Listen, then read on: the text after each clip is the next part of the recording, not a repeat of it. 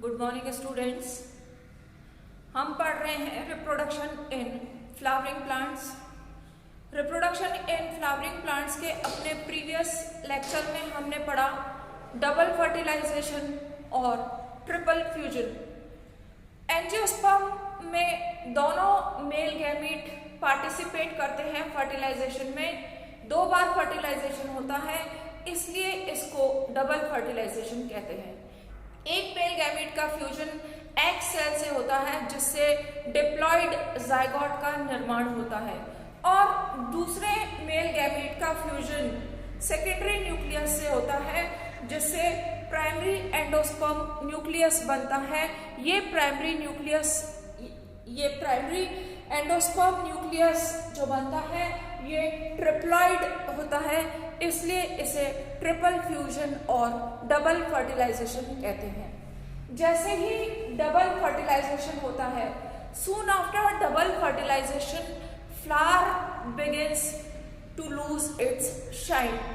जो फूल है अपनी चमक खो देता है, जल्दी ही मुरझाने लगता है। उसके calyx, Corolla, stamens, style, stigma ये सब जो है झड़ने लगते हैं या विड्रॉ कर लिए जाते हैं। कुछ प्लांट्स ऐसे होते हैं जिनमें कैलिक्स परसिस्ट करता है, परसिस्टेंट कैलिक्स होता है। उनमें कैलिक्स जो है वो अटैच ही रहता है, डिजेनरेट नहीं होता या झड़ता नहीं है, जैसे टमाटो में, जैसे कैप्सिकम में, ब्रिंजल में परसिस्टेंट और भी कई प्लांट्स में परसिस्टेंट कैलिक्स पाया जाता है। तो ये जो स्टेज है, इसके बाद पोस्ट फर्टिलाइजेशन चेंजेस होते हैं। पोस्ट फर्टिलाइजेशन चेंजेस जो है कुछ स्टेप्स में हम पढ़ेंगे। सबसे पहले है development of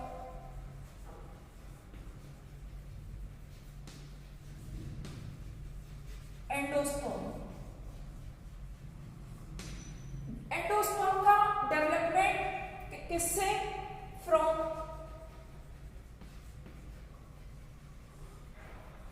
primary endosperm nucleus. Primary endosperm nucleus जो कि ट्रिप्लॉइड नेचर का है, उससे एंडोस्पर्म का निर्माण होता है। सेकेंड स्टेज है डेवलपमेंट ऑफ जाइगोट। कि जाइगोट का निर्माण होता है from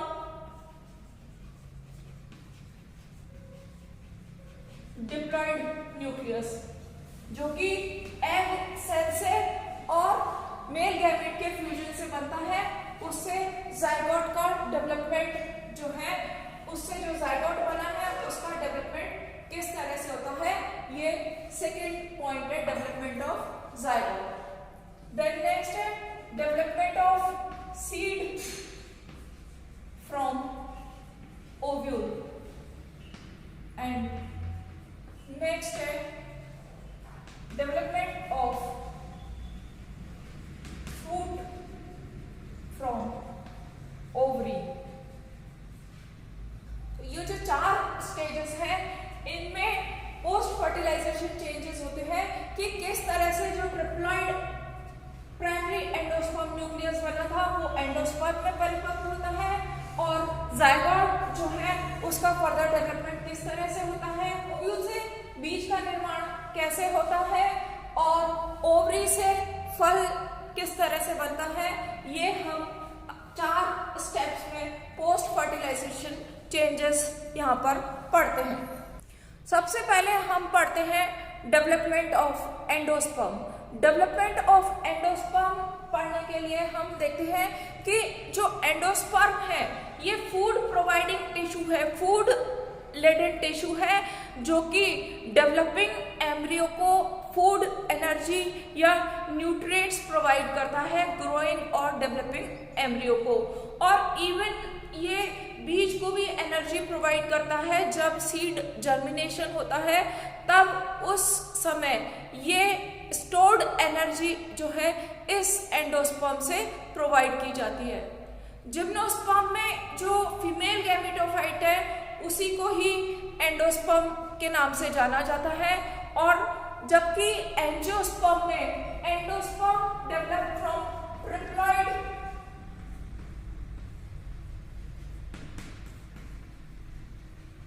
primary endosperm nucleus.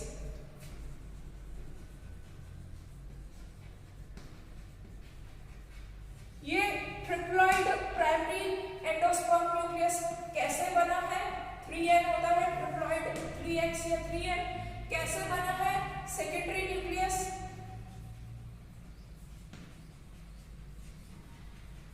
Plus one of the male gamete, इनके फ्यूजन से बना। मेल गैमीट X है या N है, मेल गैमीट हैप्लॉइड है, और सेकेंडरी न्यूक्लियस जो है वो डिप्लॉइड है। सेकेंडरी न्यूक्लियस किससे बना है? ये polar nucleus plus one polar nucleus, दो पोलर न्यूक्लियस से ये बना है। तो ये N और N के फ्यूजन से सेकेंडरी न्यूक्लियस 2n बना है। 2n और n मिलकर ये ट्रिप्लॉइड प्राइमरी एंडोस्पर्म न्यूक्लियस बना है। इस प्राइमरी एंडोस्पर्म न्यूक्लियस से फर्दर एंडोस्पर्म का निर्माण होता है। एंडोस्पर्म फॉर्मेशन है ये फर्स्ट और सब्सिक्वेंट डिवीजन जो है प्राइमरी एंडोस्पर्म न्यूक्लियस के, उसके बेसिस पर ये 3 टाइप्स का होता है, न्यूक्लियर, सेल्यूलर एंड हीलोबियल।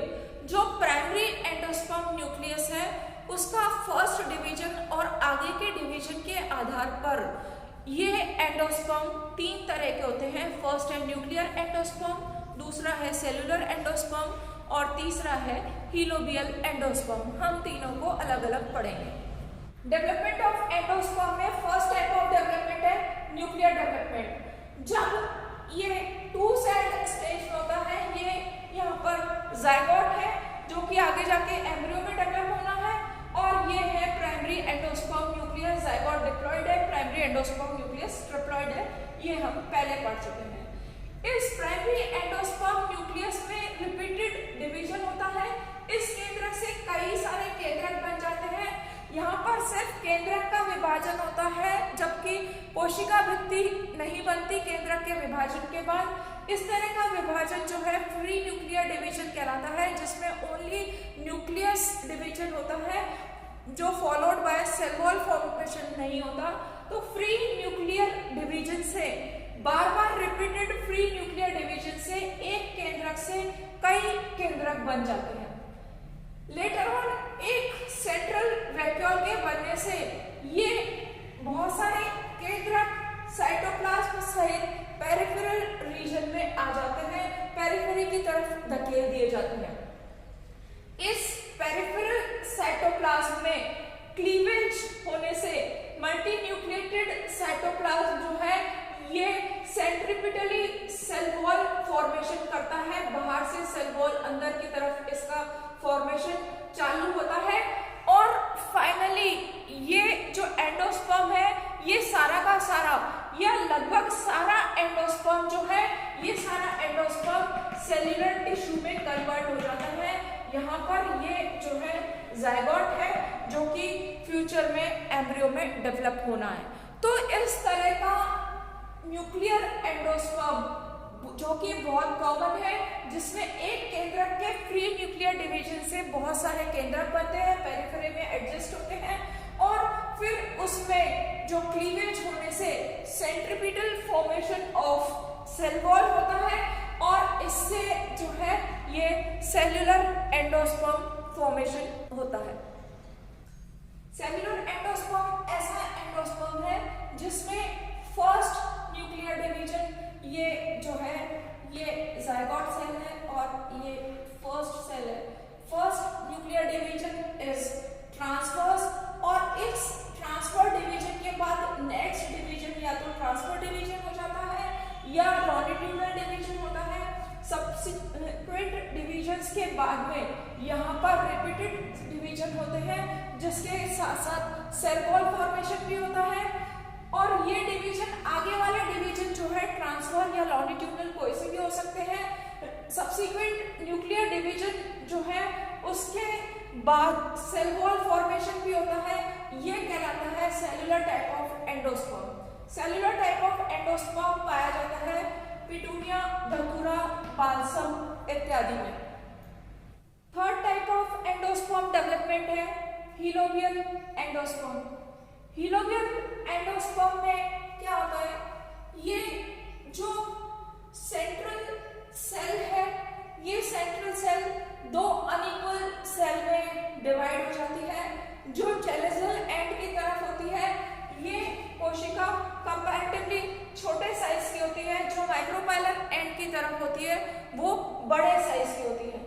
चैलेंजल सेल आगे जाके फर्दर डिवाइड नहीं होती, माइक्रोपाइलर सेल ही फर्दर एंडोस्पर्म में डेवलप होती है।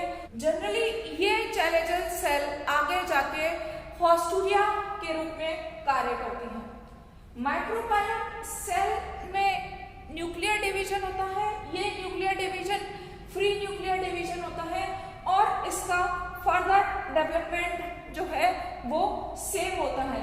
सिर्फ इसमें डिफरेंस ये है कि डिवीजन से पहले ये जो है ये दो सेल में डिवाइड होती है, जिसमें माइक्रोपाइलर सेल ही एंडोस्पर्म फॉर्मेशन में पार्टिसिपेट करती है और चैलेंजल सेल हॉस्टूरिया का निर्माण करती है, इसलिए इसको हीलोबियल एंडोस्पर्म कहते हैं। Helobial endosperm is prevalent in monocotyledons. Endosperm के डेवलपमेंट के बाद में एम्ब्रियो डेवलपमेंट होता है। एम्ब्रियो डेवलपमेंट दो टाइप का होता है। डाइकॉट में डिफरेंट तरह से एम्ब्रियो डेवलपमेंट होता है और मोनोकॉट में अलग होता है। डाइकॉट में भी बहुत तरह के प्लांट्स जो हैं उनमें अलग अलग तरह का एम्ब्रियो डेवलपमेंट होता है। यहाँ पर हम जो है मोस्ट कॉमन टाइप देख रहे हैं, जो कि कैप्सुला बर्सा पेस्टोरिस में पाया जाता है। इस तरह के डिवीजन में ये जो जाइगोट है, सिंगल जाइगोट सेल है जिसमें एक डिप्लॉइड न्यूक्लियस है। जब कैप्सुला की हम बात करते हैं तो ये सिंगल जाइगोट सेल दो कोशिकाओं में विभाजित होती है और ये टू सेल्स अनइक्वल साइज की होती है। जो माइक्रोपाइलर एंड की तरफ वाली कोशिका है वो कंपैरेटिवली साइज में बड़ी होती है और बेसल सस्पेंसर सेल कहलाती है। जो चैलेंजल एंड की तरफ होती है वो टर्मिनल एम्ब्रियोनिक सेल कहलाती है, जो कि छोटी होती है।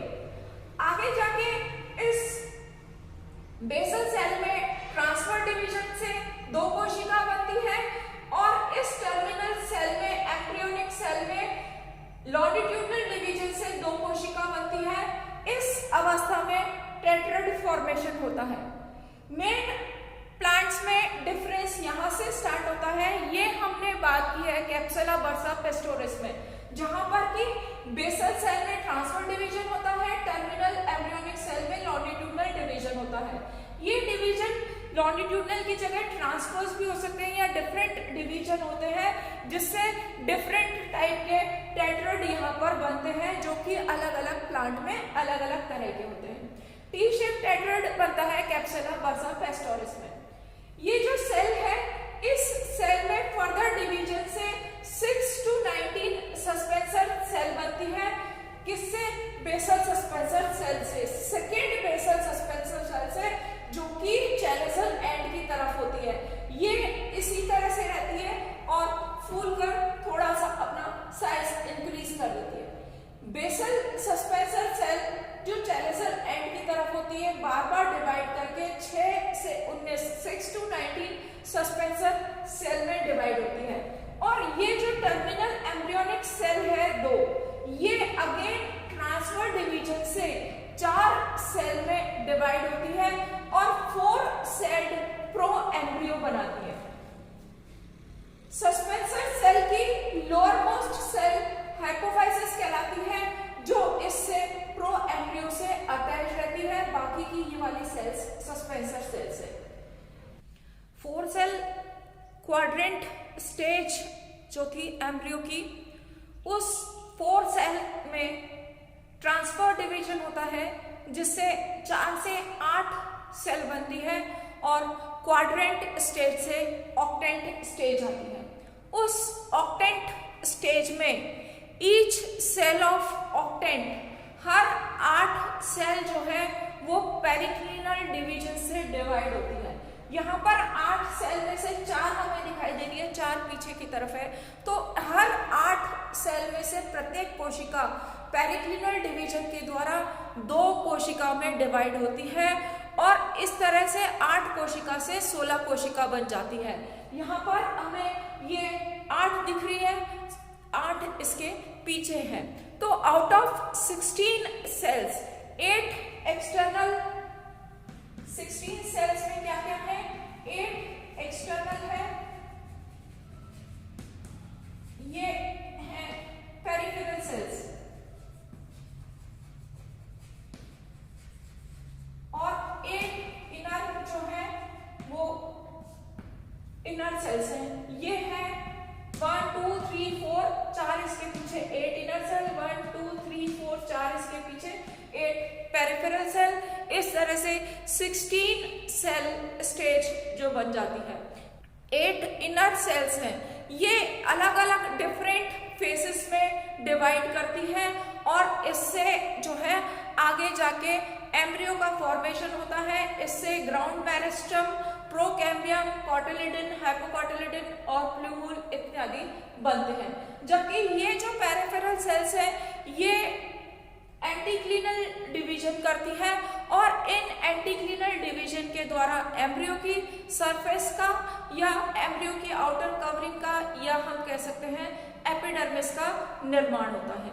ये जो सस्पेंसर सेल है ये टुवर्ड्स टर्मिनल एंड की तरफ ये यहाँ पर ये सस्पेंसर सेल्स है और इस सस्पेंसर सेल के एंड में जो सेल है उसको कहते हैं हाइपोफाइसिस। सबसे जो सस्पेंसर सेल के एंड में ये सेल है ये कहलाती है हाइपोफाइसिस। हाइपोफाइसिस जो है वो ट्रांसफर और लॉन्डिट्यूडनल डिवीजन के द्वारा डिवाइड होके ये 3 टियर ऑफ सेल्स यहाँ पर ये बनाती है। ये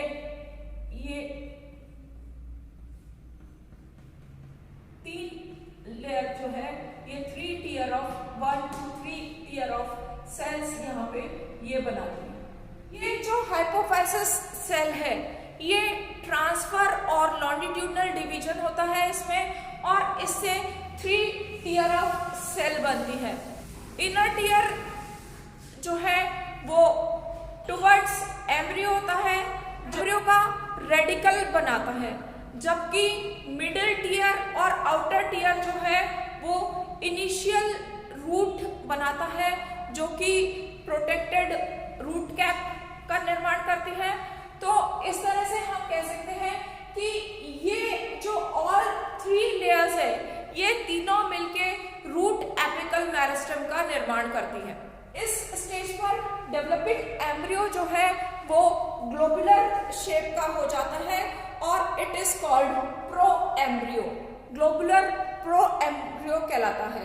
प्रो एम्ब्रियो जो है बाद में ट्रांसफॉर्म्ड होता है, एम्ब्रियो में कॉटिलिडन बनना चालू होता है इसमें, और ये जो है globular pro embryo heart shape embryo में डिफरेंट होता है जिसमें कि 2 कॉटिलिडन अराइज होते हैं from ridge of tissue at the distal end of embryo sac और ये इस तरह से ये हार्ट शेप्ड एम्ब्रियो बन जाता है प्रो एम्ब्रियो से।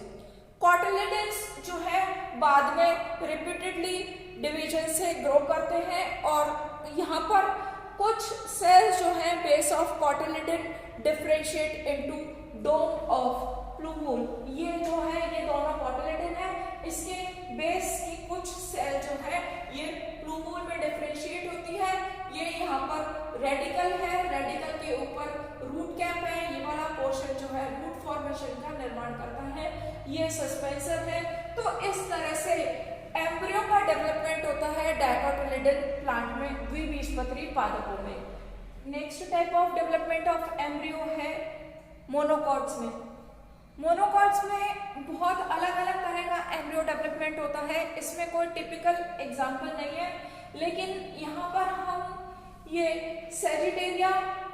सेजिटिफोलिया का एग्जाम्पल लेके एक तरह का मोनोकॉट डेवलपमेंट यहाँ पर देख रहे हैं। इसमें ये जो डिप्लॉयड ज़ाइगोट सेल है, ये सेल ट्रांसफर डिवीजन से दो अनइक्वल सेल में डिवाइड होती है। जो सेल माइक्रोपाइलर एंड की तरफ होती है वो कंपैरेटिवली बड़ी होती है, सस्पेंसर सेल कहलाती है, बेसल सस्पेंसर सेल। जो सेल चैलेंजर एंड की तरफ होती है वो छोटी होती है साइज में और एम्ब्रियोनिक सेल कहलाती है। सस्पेंसर सेल फर्दर डिवाइड नहीं होती, ये ऐसे ही रहती है। आगे जाके ये एनलार्ज होके ये वेसिकुलर सस्पेंसर का निर्माण करती है, जबकि यहाँ पर एम्ब्रियो का निर्माण इस एम्ब्रियोनिक सेल से होता है।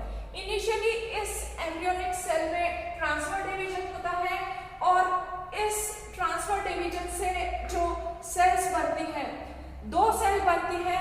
इस सेल में जो अपर सेल है उसमें अगेन ट्रांसफर डिवीजन होता है और लोअर सेल में जो चैलेंजर एंड की तरफ होती है उसमें लॉन्गिट्यूडनल डिवीजन होता है। इन सेल्स में फर्दर डिवीजन से 3 टियर ऑफ सेल बनती है। जो सस्पेंसर की तरफ है, जो आउटर टियर ऑफ सेल है, वो रेडिकल का निर्माण करती है, जो फ्यूचर में जाके रूट फॉर्मेशन करती है। सेकेंड टियर ऑफ सेल जो है वो हाइपोकोटाइल कहलाती है और थर्ड टियर ऑफ सेल्स जो है प्लूमूल का निर्माण करती है। ये जो लोअर सेल है एम्ब्रियोनल सेल, इससे आगे जाके कॉटिलिडन का निर्माण होता है। ये क्योंकि मोनोकॉटिलिडन प्लांट है जिसमें एक ही कॉटिलिडन पाया जाता है, ये इस तरह से इस एम्ब्रियो का डेवलपमेंट होता है, जिसमें ये अगर जो माइक्रोकाइल एंड की तरफ का पार्ट है ये सस्पेंसर है, ये हाइपोकोटाइल है, ये प्लूमूल है जिससे आगे जाके फर्दर स्टेम का डेवलपमेंट होता है और ये इसका सिंगल कॉटिलिडन है। तो इस तरह से मोनोकॉटिलिडन प्लांट में एम्ब्रियो का डेवलपमेंट होता है। रिप्रोडक्शन इन फ्लावरिंग प्लांट में हमने पढ़ा किस तरह से एम्ब्रियो का डेवलपमेंट होता है और उस एम्ब्रियो का डेवलपमेंट उससे पहले किस किस प्रकार से होता है। रिप्रोडक्शन इन फ्लावरिंग प्लांट इसी के साथ खत्म होता है। अपने आज के लेक्चर में ये important topic reproduction in flowering plants हम यही फिनिश करते हैं। आगे जाके सीड फॉर्मेशन ओव्यूल से और ओवरी से फ्रूट फॉर्मेशन हम बाद में पढ़ेंगे। Thank you.